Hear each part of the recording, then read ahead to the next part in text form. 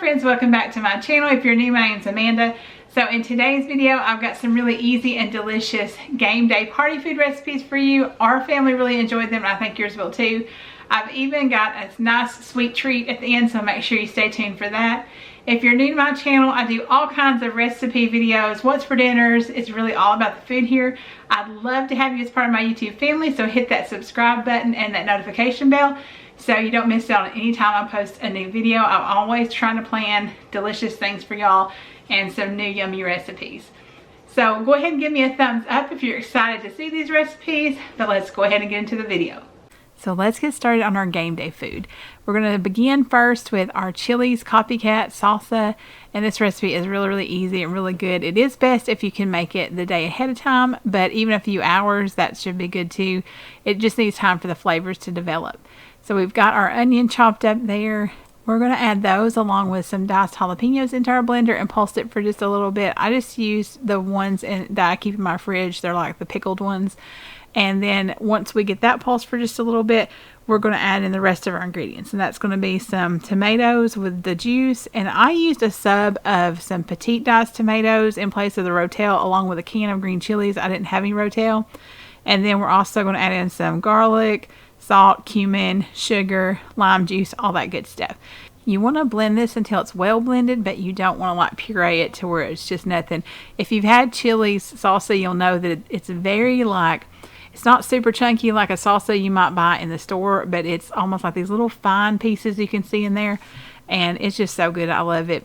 Their chips are also the best chips, and they were always like, anytime we've been there, they've always been really nice at making us a fresh batch of chips with no salt on them, so I've always appreciated that. And this is the texture you're going for here, so you know kind of what to look for. And we're just going to put this in a container, chill it in the fridge, and let it, all those yummy flavors develop. Then we're going to get started on our dip, and that dip is a chicken nacho dip, which sounds so good. So I was like, I've got to try this. It just sounded delicious. So I'm just chopping up my jalapenos. Again, this is those same, just the pickled jalapenos I have in my fridge. And we're going to make good use of the onion we had left from the salsa in this. It actually called for green onion, but I rarely have those on hand, so I just used regular onion, and that was perfectly good. I love the flavor of green onion too, so if you have those on hand, I'm sure that would be delicious. And I've got some cooked chicken that I had on hand. I'm just kind of cutting that up into small pieces. I used about 2 cups or so, maybe a little more than 2 cups. And now we're going to put all our ingredients into our crock pot. So I'm just using my really small one. I've got, again, those petite diced tomatoes and a can of green chilies as a Rotel sub. I didn't have any Rotel. I've got my peppers going in there, a pound block of Velveeta cheese, which always makes these dips like so good. I don't eat it very often, but it is very nice to splurge every now and then and have a little bit of that. And then we've got some taco seasoning going in here, and our chicken, our onion, and our sour cream. Now it's pretty hard to stir it at this point, so you're best to kind of maybe move it around just a little if you want to, but to let that cheese start melting down, and then you can stir it. And the instructions did say to stir it ever so often, so just make sure you kind of check on it every little bit and see and stir as so you can get that cheese to kind of break down completely and be completely melted. But this was so good, y'all. It was a really good dip. Now, once it gets like pretty much done, we're going to add in our black beans and then stir it and let it cook for about 15 more minutes and get that all warmed through as well. Now, let me know down in the comments below what your favorite kind of party game day type food is. I always think there's so many yummy things you can have like this because it's basically like, a bunch of little appetizers, and they're so tasty, and it's fun to just kind of have that even sometimes as dinner or something. So now we're getting started on our mini quesadillas, and I'm just brushing this pan with butter. Now, this was a method I found when I was Googling what to do with like the little street taco flour tortillas. And I will say this did not work out exactly like I had hoped. I ended up having to broil these. So it's supposed to kind of, I thought, get them crispy on the bottom, but it told you to only leave them in the oven for 5 minutes, and that just wasn't long enough. So, but broiling them, but you got to keep a close eye on it, worked perfectly. So I would definitely recommend that. Like I said, just watch them closely, and you'll be able to get both sides toasted. Just flip them over. But I'm just adding some cheese here. You can use whatever cheese you want. And then I've got some of my cooked chicken. And I thought I'd go ahead and use up the rest of the black beans that I had, because it only called for a cup in the other recipe. And so I thought, well, I'll just throw them on here too. It'll be something else on the quesadilla. So these were really, really good, y'all. I kind of hadn't had quesadillas in a while. I kind of forgot how good they were. And so I definitely need to make quesadillas again soon.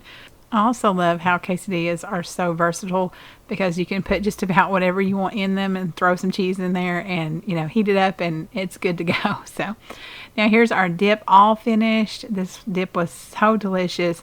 All of these recipes were so good. We were really happy with all of them. And, you know, there's our Copycat chili salsa. I do still want to add some more, I think, tanginess to it. I'm still kind of tweaking that a little bit, but it's so good even as is. My kids loved it. And it was so easy, so you can whip together your own homemade salsa so fast. And then we've got our mini chicken quesadillas. These were some great game day party food recipes. And it was also easy to put together and be able to have it all ready pretty much at the same time, because you can keep the crock pot stuff warm. The sauce is chilling in the fridge. You get your quesadillas done and you're ready to go. So this was my plate. I've got me one of those quesadillas, a little bit of the dip, some chips, and some salsa. And it was so good. Great recipes to have on hand for your next get together. So next up we have our cake mix cookie bars, and these were super simple, really delicious. I've just got a yellow cake mix here that I'm adding into my bowl. Then I'm going to add some oil, some water, a couple of eggs, and a pack of the instant vanilla pudding. I think it was like the 3.4 ounce, so it's the smaller one. And then we're just going to mix that together really well. Once that's good and combined, we're going to add in our M&Ms. Now the recipe mentioned you could do half a cup of milk chocolate chips and half a cup of M&Ms.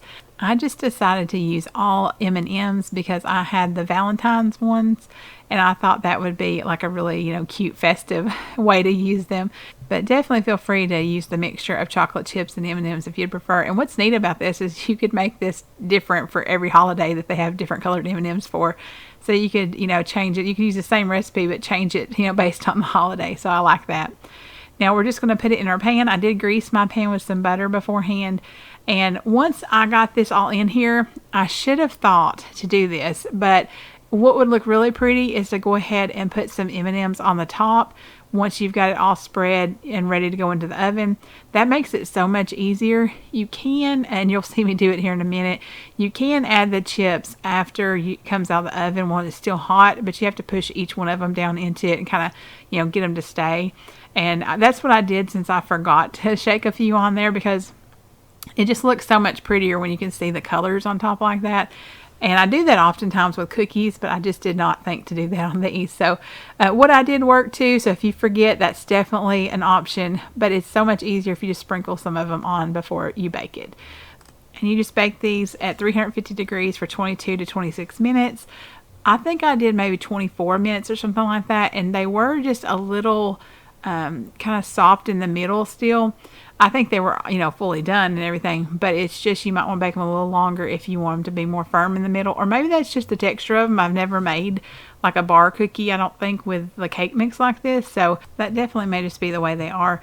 But you may want to try baking them a little longer if you want them a little firmer in the middle. But these were really, really good. My kids really enjoyed them. I know there's just so many neat things that you can kind of do with the cake mix stuff, so I thought this would be a fun one to try. I've done cake mix cookies and stuff before too, so it's just kind of neat how you can turn the cake mix, you know, into something totally different. So thank y'all so much for joining me today. I hope you've enjoyed this video. If you have, I'd appreciate it if you'd hit the thumbs up. If you haven't already, I'd love it if you'd subscribe and join my YouTube family. I hope you have a blessed day wherever you are, and I'll see you in the next one.